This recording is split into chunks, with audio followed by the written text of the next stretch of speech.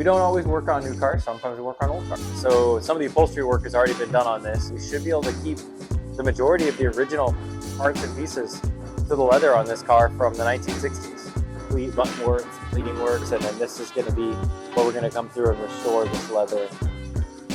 This whole panel has all been replaced with new leather, so we've got to tape this off here. This has actually been replaced. This part's been replaced and restitched with new material because it was probably too far gone. So yeah, pretty awesome. We'll be able to take this vintage 60s Cadillac, keep a lot of the original material, add in new material, and not worry about making a perfect color match during the upholstery process because our dye process is going to match the color perfectly.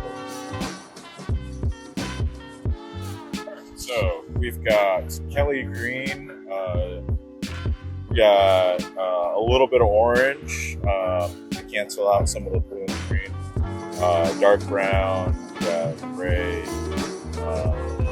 had to put a tiny bit of yellow into it. So that's the right order of operations. David's gonna have his color match perfect. I think by tomorrow morning we're gonna start spraying this thing.